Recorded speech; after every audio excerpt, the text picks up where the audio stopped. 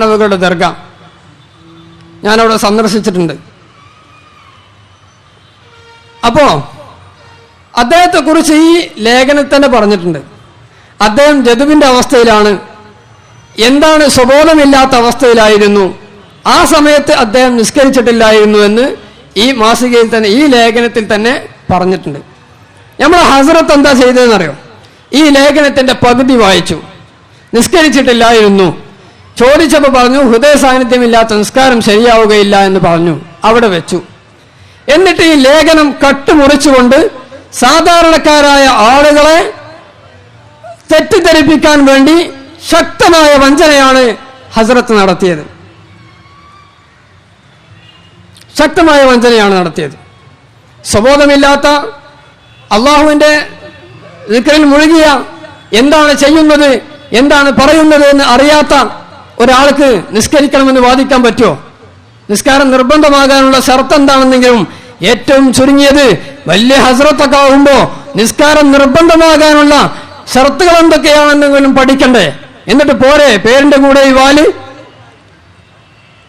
എന്നിട്ട് പോരത്. മഹാനവറുകൾ ജദുബിന്റെ അവസ്ഥയിലായിരുന്നു.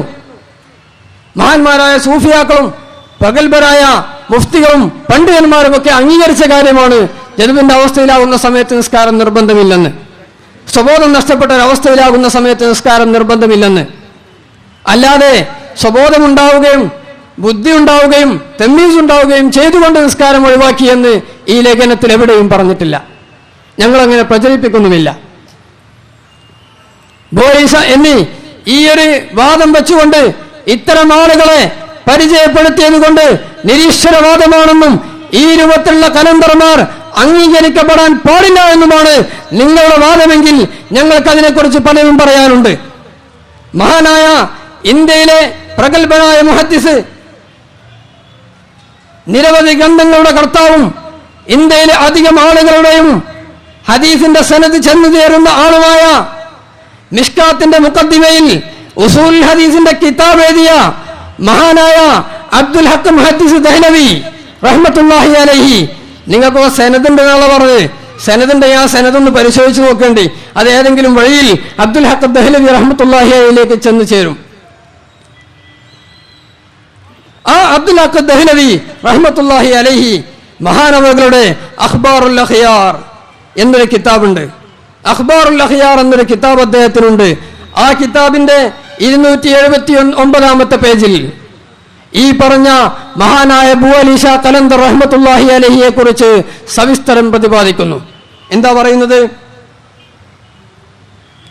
आप पानीपत के रहने वाले थे, आपको बू अली कलंदर भी कहते हैं. മഹാനവറുകൾ പാനിപ്പത്ത് നിവാസിയാണ്. ബൂ അലി കലന്ദർ എന്നും അദ്ദേഹത്തിന് പേരുണ്ട്. ബഡേ മഷൂർ മജ്ദൂബ് ഔർ വലിയുള്ളാത്തെ, മഹാനവറുകൾ അറിയപ്പെട്ട വലിയും മജ്ദൂബുമായിരുന്നു എന്ന് മഹാനായ അബൂ അലി ഷാ കലന്ദർ റഹ്മത്തുള്ളാഹി അലൈഹിയെ കുറിച്ച് അഖ്ബാറുൽ അഖ്യാർ എന്ന കിതാബിൽ അബ്ദുൽ ഹക്ക് മുഹദ്ദിസ് ദഹ്ലവി റഹ്മത്തുള്ളാഹി അലൈഹി വളരെ വ്യക്തമായി പറയുന്നു. മാത്രമല്ല മഹാനവറുകൾ സ്വബോധം നഷ്ടപ്പെട്ട അവസ്ഥയായിരുന്നു എന്ന് അതും ഈ കിതാബിൽ തന്നെ വിവരിക്കുന്നുണ്ട്. ഈ കിതാബിന്റെ 283 പേജിൽ മഹാനവറുകൾ അബ്ദുൽ ഹക്ക് മുഹദ്ദിസ് ദഹ്ലവി റഹ്മത്തുള്ളാഹി അലൈഹി ഉദ്ധരിക്കുന്നു. അബൂ അലി ഷാ കലന്ദർ റഹ്മത്തുള്ളാഹി അലൈഹി പറഞ്ഞു, ഏ ഭായി മുझे कुछ खबर नहीं कि मैं क्या कह रहा हूं और क्या कर रहा हूं. ഞാൻ എന്താണ് ചെയ്യുന്നത്, ഞാൻ എന്താണ് പറയുന്നത് എന്ന് എനിക്കൊന്നും അറിയില്ല. അങ്ങനത്തെ ഒരു അവസ്ഥയിലാണ് ഞാനെന്ന് അബൂ അലി ഷാ കലന്ദർ റഹ്മത്തുള്ളാഹി അലൈഹി പറഞ്ഞുവെന്ന് അബ്ദുൽ ഹക്ക് മുഹദ്ദിസ് ദഹ്ലവി റഹ്മത്തുള്ളാഹി അലൈഹി അഖ്ബാറുൽ അഖ്യാറിൽ രേഖപ്പെടുത്തുന്നു. ഇത്തരത്തിലുള്ള ഹസ്രത്തുമാർക്ക് അബ്ദുൽ ഹക്ക് മുഹദ്ദിസ് ദഹ്ലവി റഹ്മത്തുള്ളാഹി അലൈഹി സാക്ഷീകരണം നൽകിയ ഈ കലന്ദർ റഹ്മത്തുള്ളാഹി അലൈഹിയെ കുറിച്ച് നിരീശ്വരവാദിയാണെന്ന് വാദിക്കാൻ ആരാണോ അധികാരം കൊടുത്തത്? ബാക്കിയുള്ളവർ അധികാരം ചോദ്യം ചെയ്താൽ മതിയോ? ഇന്ത്യയിലെ പ്രഗത്ഭനായ പണ്ഡിതനാണ് അബ്ദുൽ ഹക്ക് മുഹദ്ദിസ് ദഹ്ലവി റഹ്മത്തുള്ളാഹി അലൈഹി.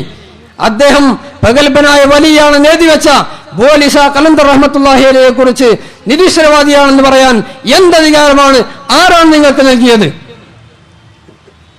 പാണ്ഡിത്യത്തിന്റെ വേഷമണിഞ്ഞുകൊണ്ട് എന്തും പറയാമെന്നുള്ള ധാരണയുണ്ടെങ്കിൽ അത് മൗഢ്യമാണെന്ന് മനസ്സിലാക്കണം.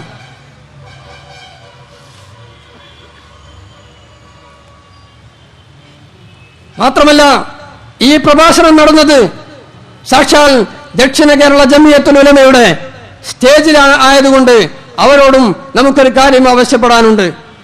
ബു അലി ഷാ ഖലന്തർ റഹ്മത്തുള്ളാഹി അലൈഹി നിരീശ്വരവാദിയാണെന്നും കലന്തരിയ ആ വിഭാഗം തന്നെ പഴച്ചതാണെന്നും വാദിച്ച നിങ്ങളുടെ സ്റ്റേജിൽ വെച്ച് വാദിച്ചിട്ടുണ്ടെങ്കിൽ ബു അലി ഷാ ഖലന്തർ റഹ്മത്തുള്ളാഹി അലൈഹിയെ കുറിച്ച് നിങ്ങളുടെ അഭിപ്രായം എന്താണെന്നറിയാൻ ഞങ്ങൾക്ക് താല്പര്യമുണ്ട്. നിങ്ങൾ സുന്നത്ത് ജമാഅത്ത് പ്രചരിപ്പിക്കുന്ന സുന്നത്ത് ജമാഅത്തിന്റെ സംഘശക്തിയാണെന്ന് അവകാശവാദമുണ്ടെങ്കിൽ അത് ഈ വാദവുമായി തെല്ലുപോലും യോജിക്കുന്നില്ല എന്ന് മനസ്സിലാക്കണം.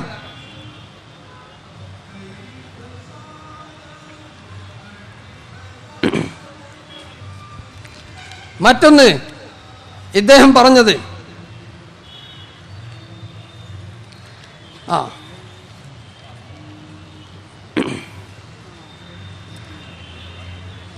അപ്പോ ഈ ചരിത്രം ഉദ്ധരിച്ചത് മഹാനായ ബു അലി ഷാ ഖലന്തർ റഹ്മത്തുള്ളാഹിയുടെ ചരിത്രം ഉദ്ധരിച്ചപ്പോ മഹാനവറുകളുടെ പ്രത്യേകമായ അവസ്ഥയിൽ സ്വബോധം നഷ്ടപ്പെട്ട അവസ്ഥയിൽ നിസ്കരിക്കാറില്ല എന്ന് മാത്രമല്ല ആ പ്രശ്നം അദ്ദേഹം ശരീഅത്ത് അംഗീകരിക്കാത്ത ആളാണെന്ന് ആരോപിച്ചവർ വരെ ആ പ്രശ്നം അന്നത്തെ മുസ്ലിം കോടതിയിൽ പിൻവലിക്കപ്പെട്ട കേസുമാണ്. അത് ഇപ്പോൾ കുത്തിപ്പൊക്കിക്കൊണ്ട് കൊണ്ടുവരേണ്ട യാതൊരു ആവശ്യവുമില്ല. ഈ പ്രകാശം മാസികയിൽ എഴുതിയ ഭാഗം കട്ടുമുറിച്ചുകൊണ്ട് പാവപ്പെട്ട ജനങ്ങളെ വഞ്ചിക്കരുതെന്നാണ് എനിക്ക് പറയാനുള്ളത്. അല്ലാതെ ഞങ്ങൾക്ക് ശരീഅത്ത് വേണ്ട എന്ന നിലപാടൊന്നും ഷെയ്ഖ് യൂസുഫ് സുൽത്താൻ ഷാ ഖാദി ചിശ്തി പഠിപ്പിക്കുന്നില്ല. ഏതെങ്കിലും ഒരു പ്രകാശം വായിച്ചാൽ പോരാ, കൂടുതൽ പ്രകാശം വായിക്കാൻ നിനക്ക് അല്ലാഹു തൗഫീഖ് നൽകട്ടെ എന്ന് മാത്രമാണ് എനിക്ക് പറയാനുള്ളത്. അതേ പ്രകാശം മാസികയിൽ തന്നെ ഏപ്രിലക്കം മഹാനായ ഷെയ്ഖ് യൂസുഫ് സുൽത്താൻ ഷാ ഖാദി ചിശ്തി മഹാനവറുകൾ അർത്ഥസംഘക്കിടയില്ലാത്ത വിധം വളരെ വ്യക്തമായി പ്രഖ്യാപിക്കുന്നു. ഇതിന്റെ പുറംചട്ടയിൽ തന്നെ കൊടുത്തിട്ടുണ്ട്, പരലോക വിജയത്തിന് ശരീഅത്തും ത്വരീഖത്തും അനിവാര്യം.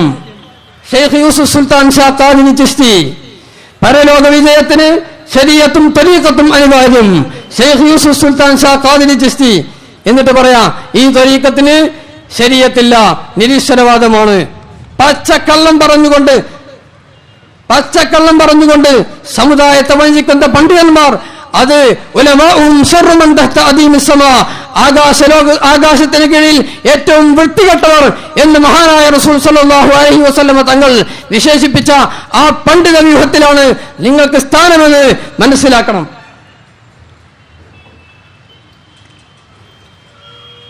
പരലോക വിജയം കൈവരിക്കാൻ ശരീഅത്തും ത്വരീഖത്തും അനിവാര്യമാണെന്ന് ഷെയ്ഖ് യൂസുഫ് സുൽത്താൻ ഷാ ഖാദി ചിശ്തി പ്രസ്താവിച്ചു. പ്രവാചകരുടെ വഴി, കാരുണ്യത്തിന്റെ കൈവഴി എന്ന പ്രമേയം അധികരിച്ച് ജീലാനി സ്റ്റഡി സെന്റർ സംഘടിപ്പിച്ച മീലാദ് ക്യാമ്പയിന്റെ ഭാഗമായി സമാപന സമ്മേളനത്തിൽ മുഖ്യപ്രഭാഷണം നടത്തുകയായിരുന്നു മഹാനവറുകൾ. അതും ഈ സമ്മേളനം നടന്നത് തിരുവനന്തപുരത്ത്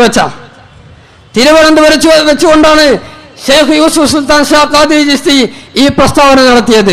എന്നിട്ട് ഈ തിരുവനന്തപുരത്ത് വന്നുകൊണ്ട് ഷെയ്ഖ് യൂസുഫ് സുൽത്താൻ ഷാ ഖാദി ചിശ്തിക്ക് ശരീഅത്തില്ല എന്ന് വാദിക്കുന്ന വിഡ്ഢിയെ കുറിച്ച് എന്താണ് നമ്മൾ പറയുക? മറ്റൊന്ന്, ഇയാളുടെ മറ്റൊരാരോപണം, ശൈഖുന പറഞ്ഞു, എന്റെ കൈപിടിച്ച ആളുകൾ പുഞ്ചിരിച്ച് കലിമയായി മരിക്കുന്നത് നിങ്ങൾക്ക് കാണാം. അപ്പോ ഇയാൾ അതിനെ വ്യാഖ്യാനിക്കാം, കൈ പിടിച്ചാ മതി, നിസ്കരിക്കണ്ട, നോമ്പനുഷ്ഠിക്കണ്ട, സക്കാത്ത് കൊടുക്കണ്ട, ഹജ്ജ് ചെയ്യണ്ട. ഈ ഷെയ്ഖ് പറയുന്നത് അദ്ദേഹത്തിന്റെ കൈ പിടിച്ചാൽ തന്നെ മതി, എന്നാൽ സ്വർഗം കിട്ടും. അപ്പോ ഇത് ശരീഅത്തിനെതിരായ ത്വരീഖത്താണ്.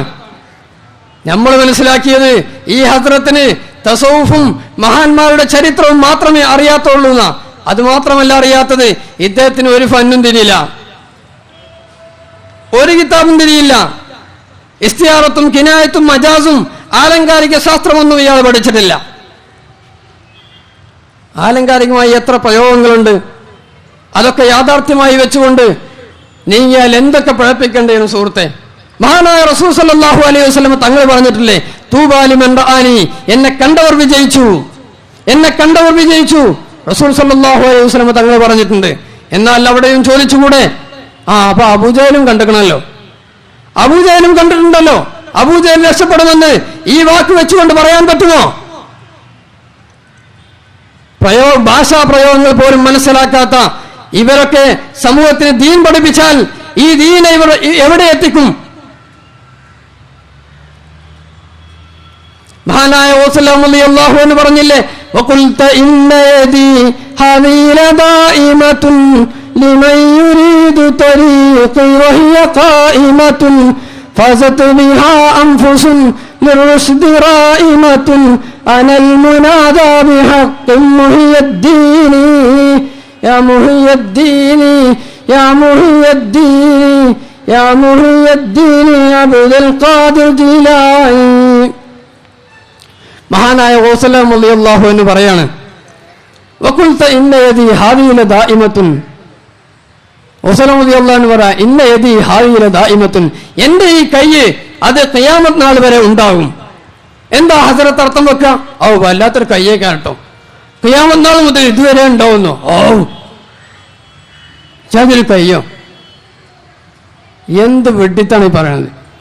ആലങ്കാരിക പ്രയോഗം പോലും മനസ്സിലാക്കാൻ കഴിയാത്ത ഹസ്രത്തുമാർ ദീനെ നശിപ്പിക്കാൻ മുന്നോട്ട് വരുന്നതിന് പകരം കുറച്ച് പഠിക്കാൻ തയ്യാറാവണമെന്നാണ് എനിക്ക് വിനീതമായി അപേക്ഷിക്കാനുള്ളത്. എല്ലാരെ കോഴിയും കൂകിയടങ്ങുമേ മുഹിയദ്ദീൻ കോഴി ഖിയാമത്തോളം കൂകും എന്ന് പറഞ്ഞാൽ എന്താ? എല്ലാരെ കോഴിയും കൂകിയടങ്ങുമ്പോ മുഹിയദ്ദീൻ കോഴി ഖിയാമത്തോളം, മുഹിയദ്ദീൻ കോഴിക്കാരെന്ന് പറഞ്ഞുകൊണ്ടിരുന്ന ആളെ അതാണല്ലേ. എന്നിട്ട് ആ കോഴി ഇങ്ങനെ കൂകിക്കാരൻ ഖിയാമത്ത് നാൾ വരെ. ഇതാണോ നിങ്ങളുടെ വിജ്ഞാനത്തിന്റെ? എന്നാൽ ഇദാ ലഹറൽ ഫസാദു വസഖത്തൽ ആലിമു ഫഅലൈഹി ലഅനത്തുല്ലാഹ്. ഫസാദ് വ്യാപകമായിട്ട് പണ്ഡിതൻ അടങ്ങിയിരുന്നാൽ അവന്റെ മേൽ ശാപമുണ്ടാകുമെന്ന് പറഞ്ഞ ശാപം ഹദ്റത്തെ നിങ്ങളെ മേൽക്ക് വരൂല. പടുജാഹില, നിങ്ങൾ ആ പേടി പേടിക്കണ്ട, നിങ്ങളെ മേൽക്ക് വരൂല. കാരണം ഈ ജാതി ജഹാലത്തുള്ള ആൾക്കാർക്കൊന്നും അള്ളാന്റെ ദീന് പ്രചരിപ്പിക്കാനുള്ള അവകാശം പരിശുദ്ധ റസൂൽ സല്ലല്ലാഹു അലൈഹി വസല്ലം തങ്ങൾ നൽകിയിട്ടില്ല. അങ്ങനെ പറമ്പതയെ മാനം കാക്കണ മാതിരി ഈ ദീന് സംരക്ഷിക്കാൻ നടക്കണ്ട.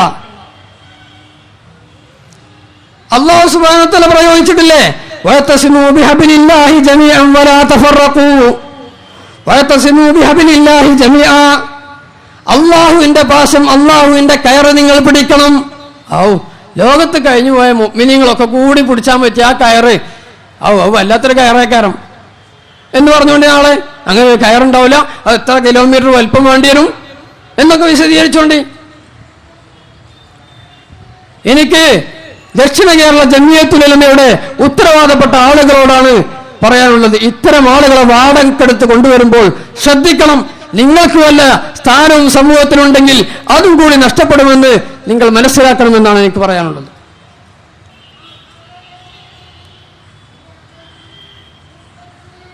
ആകാശത്തും മേലും ഭൂമിക്ക് താഴെയും അവരെ കൊടി നീളം മത്തിര ഉള്ളോവർ.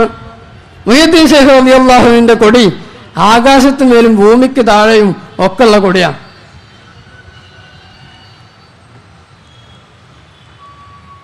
എത്ര വലിപ്പം ഉണ്ടാവും കൊടി? നാളെ അവന്റെ പ്രസംഗം എത്ര മീറ്റർ വലിപ്പം വേണ്ടി വരും? അതിന് പാകമായ മരം അള്ള പടച്ചിട്ടില്ല, കൊടിക്കാലിന് പാകമായ മരം അള്ള പടച്ചിട്ടില്ല എന്ന് പറഞ്ഞ് വ്യാഖ്യാനിക്കാം.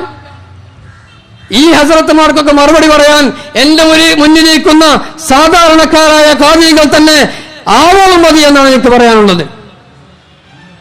ഇതൊക്കെ വളരെ ചെറിയ ഇതിൽപ്പെട്ട.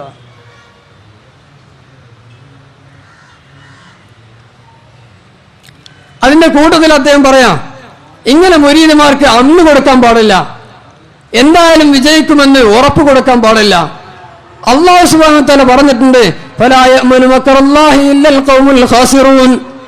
അള്ളാഹുവിന്റെ മക്കറ് പരാജിതരായ ആളുകൾ മാത്രമേ നിർഭയരാവുകയുള്ളൂ. അതുകൊണ്ട് ഇങ്ങനെ സുരക്ഷിതത്വം കൊടുക്കാൻ പാടില്ല.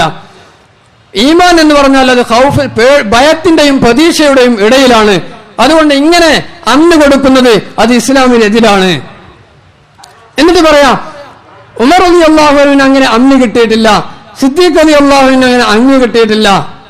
എന്നാ സുഹൃത്തെ തിരിച്ചൊരു ചോദ്യം, നരകത്തിൽ നിന്റെ മുരീദാരുമില്ലെന്ന് നരകത്തെ കാക്കും മാലക്ക് പറഞ്ഞോവർ. നരകത്തിൽ നിങ്ങൾ മുരീദാരുമില്ല എന്ന് റസൂലുള്ളാഹി റളിയല്ലാഹു അൻഹു സർട്ടിഫിക്കറ്റ് കൊടുത്തിട്ടുണ്ട് മുരീദുമാർക്ക്. എന്നാൽ ജീലാനി റളിയല്ലാഹുവിന്റെ പേരിൽ സംഘടിപ്പിക്കപ്പെട്ട സ്റ്റേജിൽ വെച്ചുകൊണ്ട് ജീലാനി റളിയല്ലാഹുവിന്റെ കൊഞ്ഞനം കുത്തുന്ന ഏർപ്പാട് അവസാനിക്കണം. ഹസ്രത്ത് അത് അവസാനിപ്പിക്കണം. ഓസലാമിനെ പുറത്താക്കുക ആദ്യം ദീനിൽ നിന്ന്, എന്നിട്ട് മതി ഖുത്ബുസ്സമാൻ ഷെയ്ഖ് യൂസുഫ് സുൽത്താൻ ഷാ ഖാദിർ ചിശ്തിയുടെ നേർക്ക് വരാൻ.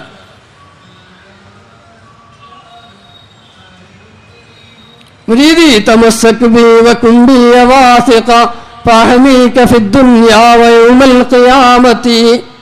മുരീദെ, എന്നെ മുറുകെ പിടിച്ചോ, ദുനിയാവിലും ആഖിറത്തിലും ഞാൻ സംരക്ഷിക്കും, ഞാൻ സംരക്ഷിക്കും.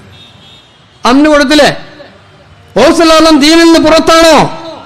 എന്നാ പിന്നെ നിങ്ങൾ ജീലാനി ദിനം സംഘടിപ്പിക്കണോ? അതിനുവേണ്ടി സ്റ്റേജ് കെട്ടണം.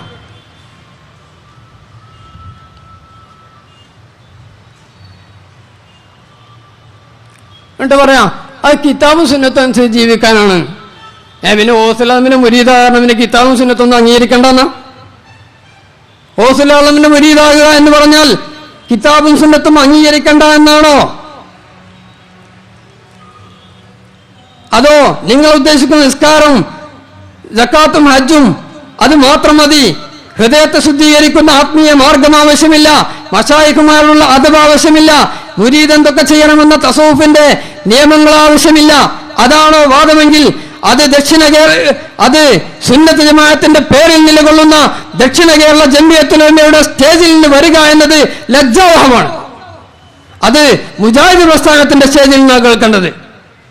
ത്വരീഖത്തും മുരീദും ഷെയ്ഖും ഒക്കെയുള്ള കടപ്പാടുകളൊന്നും അംഗീകരിക്കാത്ത പ്രസ്താവന അത് മുജാഹിദ് പ്രസ്ഥാനത്തിന്റെ സ്റ്റേജിൽ നിന്നാണ് കേൾക്കേണ്ടത്. അവരാണ് അതിന്റെ ആളുകൾ. അതോ ദക്ഷിണ കേരളത്തിലെ പാവപ്പെട്ട സുന്നികളായ സാധാരണക്കാരായ ആളുകളെ വഹാബിസത്തിലേക്ക് റിക്രൂട്ട് ചെയ്യാനുള്ള ഏജൻസിയാണോ ഈ വാടക ഹസ്രത്ത്? അതാണ് എനിക്ക് ചോദിക്കാനുള്ളത്.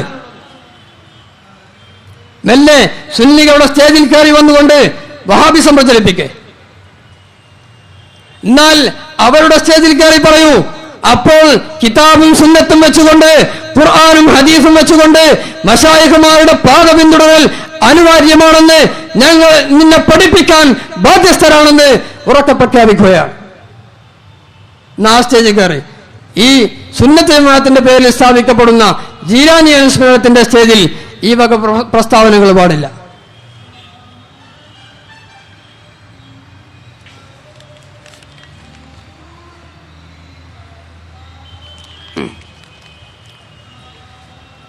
ഇനി ഇവിടെ മഹാനായ ഖാത്തിമത്തുൽ മുഹഖഖീൻ ഇബ്നു ഹജർ അൽ ഹൈതമി റഹ്മത്തുള്ളാഹി അലൈഹി മഹാനവകളുടെ ഉദ്ധരണികൾ ഒരുപാട് വായിച്ച് വളച്ചൊടിച്ചുകൊണ്ടാണ് മഹാനായ ശൈഖുനാക്കെതിരെയും ഈ പ്രസ്ഥാനത്തിനെതിരെയും ഹസ്രത്ത് വാദിച്ചത്.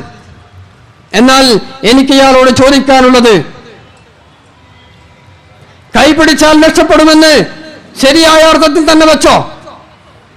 എന്നാൽ എനിക്കൊരു ചോദ്യം ചോദിക്കാനുണ്ട്. ഖാത്തിമത്തുൽ മുഹഖഖീൻ ഇബ്നു ഹജർ അൽ ഹൈതമി റഹ്മത്തുള്ളാഹി അലൈഹി അക്കാലത്തെ കുത്തുബും ആരിഫുമാണെന്നാണ് ഹസ്രത്ത് പറഞ്ഞത്. എങ്കിൽ ആ ഇബ്നു ഹജർ അൽ ഹൈതമി റഹ്മത്തുള്ളാഹി അലൈഹി അതേ ഫതാവൽ ഹദീസിയയിൽ ഉദ്ധരിക്കുന്ന ഒരു സംഭവം, കമാ തവാത്തറ ബിൽ യമനി ഫി ശൈഖുൽ ആരിഫി ഇമാമിൽ ഫുഖഹാഇ വസ്സൂഫിയ്യ ഫി വഖ്തിഹി ഇസ്മാഈൽ അൽ ഹദ്റമി റഹ്മത്തുള്ളാഹി അലൈഹി ഖാല മൻ ഖബ്ബല ഖദമി ദഖലൽ ജന്ന ഫലം യസൽ യുഖബ്ബിലു ഖദമഹു കുല്ലു സായിരിൻ വഇൻ ജല്ലത് മറാത്തിബുഹു. മഹാനായ ഖാത്തിമത്തുൽ മുഹഖഖീൻ ഇബ്നു ഹജർ അൽ ഹൈതമി റഹ്മത്തുള്ളാഹി അലൈഹി തന്റെ ഫതാവൽ ഹദീസിയയുടെ 316-ാമത്തെ പേജിൽ മഹാനവകൾ ഉദ്ധരിക്കുന്നു, യമനിൽ മുതവാത്തിറായി പരസ്യമായി യമനിൽ അറിയപ്പെട്ട ഒരു സംഭവമുണ്ട്. എന്താണത്? ഫുഖഹാക്കളുടെയും സൂഫിയാക്കളുടെയും നേതാവായിരുന്ന ഇസ്മാഈൽ ഹദ്റമി റഹ്മത്തുള്ളാഹി അലൈഹി മഹാനവകൾ ഒരിക്കൽ പ്രഖ്യാപിക്കുകയുണ്ടായി, മൻ ഖബ്ബല ഖദമി ദഖലൽ ജന്ന, എന്റെ കാൽപാദം ആരെങ്കിലും ചുംബിച്ചാൽ അവൻ സ്വർഗത്തിലാണ്. ഈ സംഭവം ഉദ്ധരിക്കുന്നത് ഖാത്തിമത്തുൽ മുഹഖഖീൻ ഇബ്നു ഹജർ അൽ ഹൈതമി റഹ്മത്തുള്ളാഹി അലൈഹി തന്റെ ഫതാവൽ ഹദീസിയയിലാണ്. എന്റെ കാൽപാദം ആരെങ്കിലും ചുംബിച്ചാൽ അവൻ സ്വർഗത്തിലാണ് എന്ന് ഇസ്മാഈൽ ഹദ്റമി റഹ്മത്തുള്ളാഹി അലൈഹി പ്രഖ്യാപിക്കുകയുണ്ടായി. അപ്പോ ഇതുപോലുള്ള ഹസ്രത്തുമാരാണെങ്കിൽ അവർ പറയും ശരീഅത്തിനെതിരാണ്, പിടിച്ചു കെട്ടണം, അടിക്കണം, നാട് കടത്തണം എന്നൊക്കെ ആയിരിക്കും ഇത്തരം ബുദ്ധിശൂന്യരായ ഹസ്രത്തുമാരാണെങ്കിൽ അവിടെ പ്രഖ്യാപിക്കുക. മറിച്ച് മഹാനായ ഇബ്നു ഹജർ റഹ്മത്തുള്ളാഹി അലൈഹി മഹാനവറുകൾ പറയുന്നു, ഫലം യസൽ യുഖബ്ബിലു ഖദമഹു കുല്ലു സായിരിൻ വഇൻ ജല്ലത് മറാത്തിബുഹു. ഫലം യസൽ യുഖബ്ബിലു ഖദമഹു, മഹാനായ ഇസ്മായിൽ ഹളമി റഹ്മത്തുള്ളാഹി അലൈഹിയുടെ മഹാനവറുകളുടെ കാൽപാദം ഇത് പറഞ്ഞതിന് ശേഷം ചുംബിച്ചുകൊണ്ടേയിരുന്നു. ആര്? കുല്ലു സായിരിൻ, എല്ലാ അദ്ദേഹത്തെ സിയാറത്ത് ചെയ്യുന്ന ആളുകളൊക്കെ, വഇൻ ജല്ലത് മറാത്തിബുഹു, എത്ര വലിയ ഉയർന്ന ആളായാലും, എത്ര വലിയ പണ്ഡിതനായാലും, എത്ര വലിയ ദറജയുള്ള ആളായാലും ഇസ്മായിൽ ഹളമി റളിയല്ലാഹു അൻഹുവിന്റെ കാൽപാദം ചുംബിക്കുകയും സ്വർഗം കരസ്ഥമാക്കുകയും ചെയ്തിരുന്നുവെന്ന് മഹാനായ ഇബ്നു ഹജർ ഹൈതമി റഹ്മത്തുള്ളാഹി അലൈഹി ഉദ്ധരിക്കുന്നു. ഇതിനെക്കുറിച്ച് ശൈഖുനെ ആക്ഷേപിച്ച ഹസ്രത്തുമാർക്ക് എന്തു പറയാനുണ്ട് എന്നാണ് എനിക്ക് ചോദിക്കാനുള്ളത്. മറ്റൊന്ന് ഇദ്ദേഹം പറഞ്ഞത് സിൽസില ഖബറിൽ വെക്കുന്നതിനെ കുറിച്ചാണ്.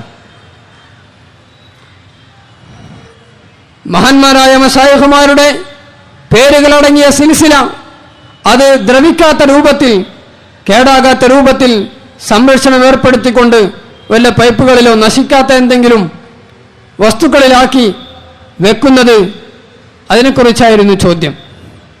അതിന് ഇദ്ദേഹം പറഞ്ഞത് അതുകൊണ്ടൊന്നും യാതൊരു ഫലവുമില്ല, അത് ചിതലരിച്ചു പോകും, ഒരു കാര്യവുമില്ല. മാത്രമല്ല അതൊക്കെ തോന്നിവാസമാണ്, അതൊക്കെ ഉപേക്ഷിച്ച് അമൽ ചെയ്യുകയാണ് വേണ്ടത് എന്നാണ് ഇദ്ദേഹം പറഞ്ഞത്.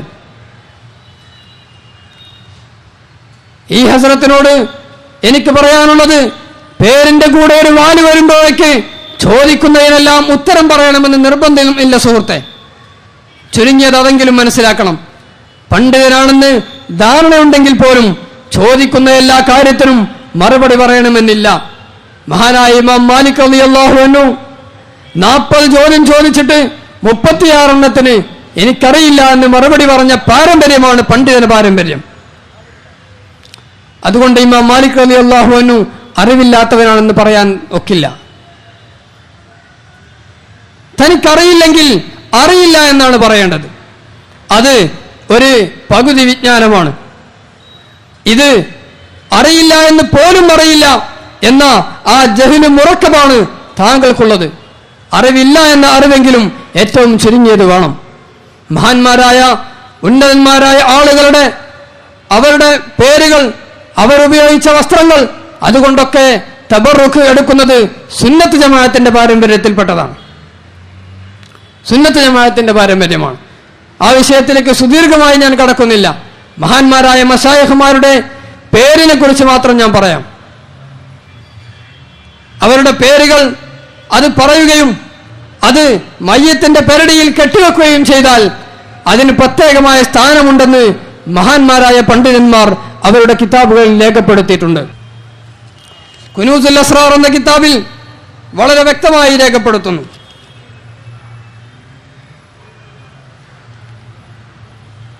അസ്സുഹാദു സമാനിയത്തുൻ മൻ ദക്കറഹും വഹുവ ഫീ മറദിൻ ഉഫിയ ബിഇذനില്ലാഹ് വഇൻ മാത ഹുശറ മാഹും വമൻ കതബഹും വഅല്ലഖഹും ഫീ ഉനുഖിൽ മയ്യിതി ലം യുസ്അൽ ഫീ ഖബരിഹി. മഹാന്മാർ രേഖപ്പെടുത്തുന്നു, സുഹാദ് പരിത്യാഗികളായ ആളുകൾ 8 ആളുകളാണ്. മൻ ദക്കറഹും, ആരെങ്കിലും അവരുടെ പേര് പറഞ്ഞാൽ, രോഗം വരുന്ന സമയത്ത് അവരുടെ പേര് പറഞ്ഞാൽ ഊഫിയ ബിഇذനില്ല, ആ രോഗം അത് സുഖപ്പെടും. മഹാന്മാരുടെ പേരിന്റെ പ്രത്യേകതയാണ്. സിൽസില എന്ന് പറയുമ്പോൾ മഹാന്മാരായ മശായിഖുമാരുടെ തന്റെ ശൈഖ് മുതൽ മഹാനായ റസൂൽ സല്ലല്ലാഹു അലൈഹി വസല്ലമ തങ്ങൾ വരെയുള്ള മശായിഖുമാരുടെ പേരുകളാണ് സിൽസില. ഇതുപോലുള്ള മഹാന്മാരുടെ ഈ 8 സാഹിദീങ്ങളായ ആളുകളുടെ പേര് ഒരാൾ രോഗമുണ്ടാവുന്ന സമയത്ത് പറഞ്ഞാൽ ഊഫിയ ബിഇذനില്ല, അവന്റെ രോഗം സുഖപ്പെടും. മാത്രമല്ല വഇൻ മാത ഹുശറ മാഹും, അവൻ രോഗത്തിൽ മരണപ്പെട്ടാൽ അവരോടുകൂടെ ഒരുമിച്ച് കൂട്ടപ്പെടും, മഹാന്മാരോടുകൂടെ ഒരുമിച്ച് കൂട്ടപ്പെടും. വൈൻ കതബഹും ഒമൻ കതബഹും വഅല്ലഖഹും ഫീ ഉനുഖിൽ മയ്യിത്തി, ആരെങ്കിലും മരിച്ച മയ്യത്തിന്റെ പെരടിയിൽ അവരുടെ പേരുകൾ എഴുതി തൂക്കിയാൽ ലം യുസ്അൽ ഫീ ഖബരിഹി, ഖബറിൽ അവന് ചോദ്യമുണ്ടാവുകയില്ല. സാഹിദീങ്ങളായ ഈ 8 മശായിഖുമാരുടെ പേരെഴുതി വെച്ചാൽ, മയ്യത്തിന്റെ പെരടിയിൽ എഴുതി തൂക്കിയാൽ അവന് ഖബറിൽ ചോദ്യമുണ്ടാവുകയില്ലെന്ന് മഹാന്മാർ രേഖപ്പെടുത്തുന്നു. ഹസൻ ബസരി റളിയല്ലാഹു അൻഹു, ഹറം ഇബ്നു ഹയ്യാൻ റളിയല്ലാഹു അൻഹു, റബീ ഇബ്നു ഖൈസം റളിയല്ലാഹു അൻഹു തുടങ്ങിയ 8 ആളുകളുടെ പേര് അത് വിവരിക്കുന്നു. മഹാന്മാരായ മശായിഖുമാരുടെ പേരുകൾ എഴുതി വെക്കുന്നത് മയ്യത്തിന്റെ അടുത്ത് എഴുതി വെക്കുന്നതിൽ പ്രത്യേകതയുണ്ടെന്നും അതിന് പ്രതിഫലമുണ്ടെന്നും അതുകൊണ്ട് കാര്യമുണ്ടെന്നും മഹാന്മാർ രേഖപ്പെടുത്തുന്നു. ഇനി സിൽസിലയെ കുറിച്ച് തന്നെ മഹാന്മാരായ പണ്ഡിതന്മാർ വളരെ വിശദമായി രേഖപ്പെടുത്തിയിട്ടുണ്ട്.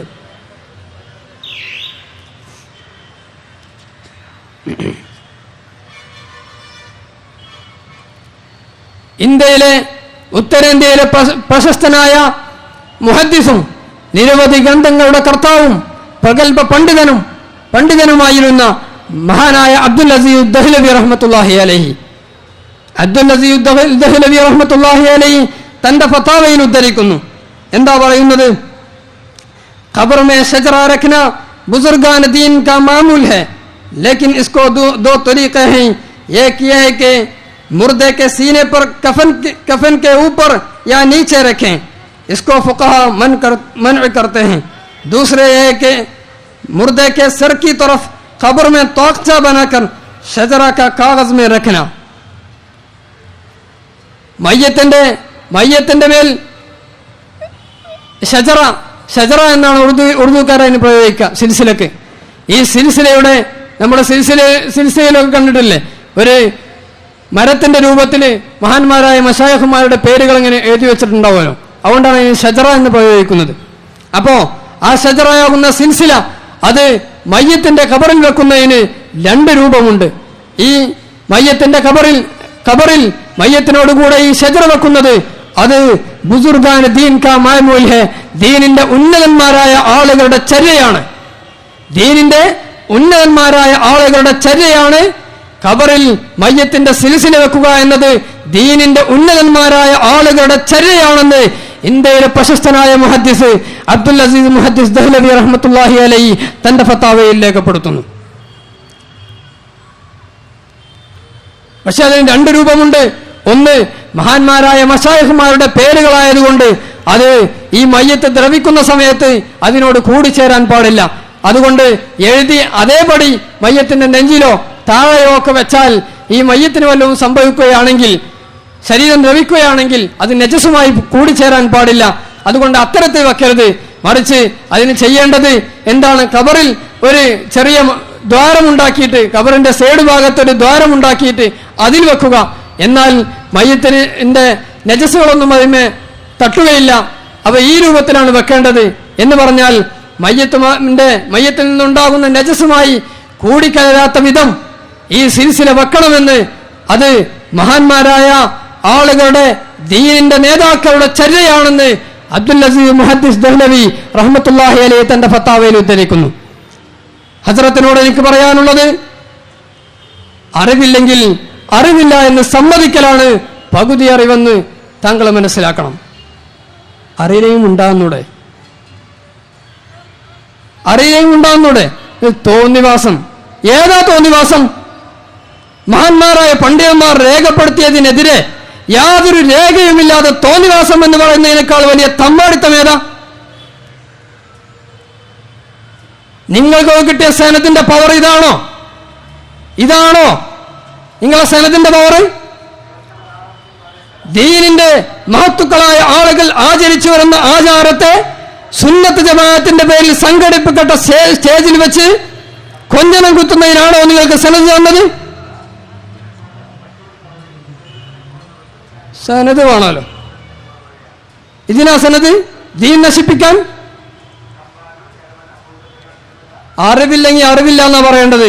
ചോദ്യം വരുമ്പോഴത്തിന് ഞാൻ വലിയ ഹസ്രത്തല്ലേ, പറഞ്ഞിട്ടില്ലേ മോശല്ലേ, എന്ന് വിചാരിക്കണ്ട, ഒരു മോശമല്ല. അറിവില്ലെന്ന് സമ്മതിക്കാനുള്ള ഒരു സന്മനസ് വേണം. മുഖറവിയായ പാണ്ഡിത്യം എന്ന് പറഞ്ഞാൽ അതാ. മറ്റേ ദുന്യാവിന് വേണ്ടി, പ്രശസ്തിക്ക് വേണ്ടി, സമൂഹത്തിന്റെ മുന്നിൽ ആളാവാൻ വേണ്ടിയുള്ള അതിനുള്ള പാണ്ഡിത്യ. അതുകൊണ്ടൊരു കാര്യവുമില്ല.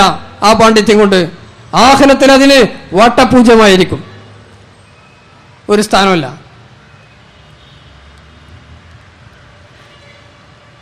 ഈ രൂപത്തിൽ കളവ് പ്രചരിപ്പിക്കുവാനും അവിടെയും ഇവിടെയും വെട്ടിയും മുറിച്ചും വായിച്ചുകൊണ്ട് സജ്ജനങ്ങളായ ആളുകളുടെ പഴപ്പിക്കുവാനും അതിനാണ് തുനിയുന്നെങ്കിൽ അത് ആലിമല്ല. അൽ ആലിമു ഇദാ ലം യഅമൽ ബിമാ അലിമ ഫലൈസ ബിആലിമിൻ.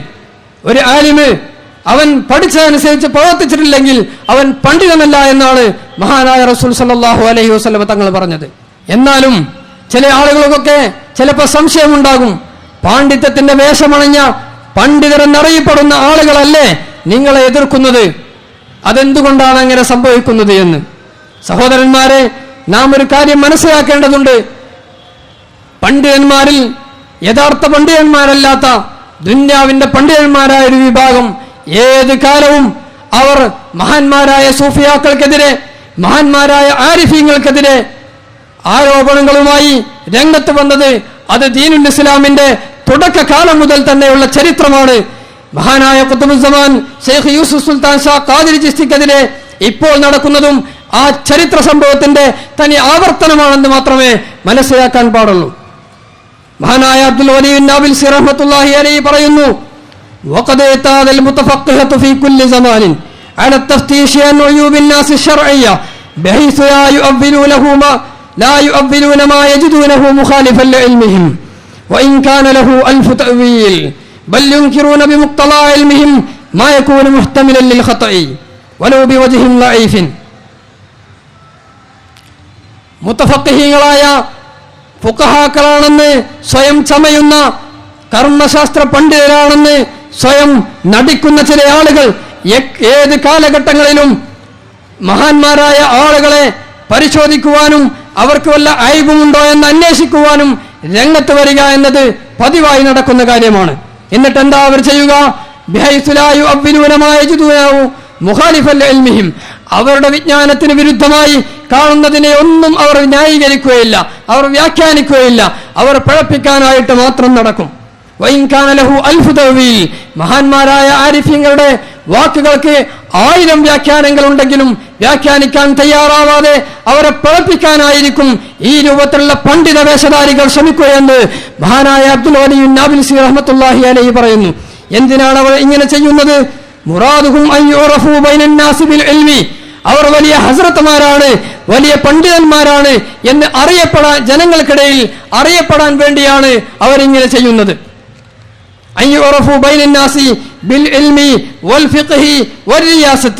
അവർ നേതൃത്വം കൊണ്ടും പാണ്ഡിത്യം കൊണ്ടും ജനങ്ങൾക്കിടയിൽ പ്രശസ്തരാവാൻ വേണ്ടിയിട്ടാണ് മഹാന്മാരായ മഹത്തുക്കളുടെ അയബുകൾ പരിശോധിച്ചുകൊണ്ട് അവരെ എതിർക്കാൻ രംഗത്ത് വരുന്നത്. എന്തിനാ അവർ ഇങ്ങനെ പ്രശസ്തിയും മറ്റു കാര്യങ്ങളും നേടുന്നത്? എന്തിനാ? لأغراض شيطانية يريدون إنفاذها والشهوات النفسانية يحاولون إيجادها. പൈശാചികമായ പല ലക്ഷ്യങ്ങളും അവർക്കുണ്ടാകും. ആ ലക്ഷ്യങ്ങൾ നടപ്പിലാക്കാൻ വേണ്ടിയാണ് നേതൃസ്ഥാനം മോഹിച്ചുകൊണ്ട് ഇത്തരത്തിലുള്ള ആളുകൾ രംഗപ്രവേശം ചെയ്യുകയെന്ന് മഹാനായ അബ്ദുൽ വലി നാബിൽസി റഹ്മത്തുള്ളാഹി അലൈഹി രേഖപ്പെടുത്തുന്നു.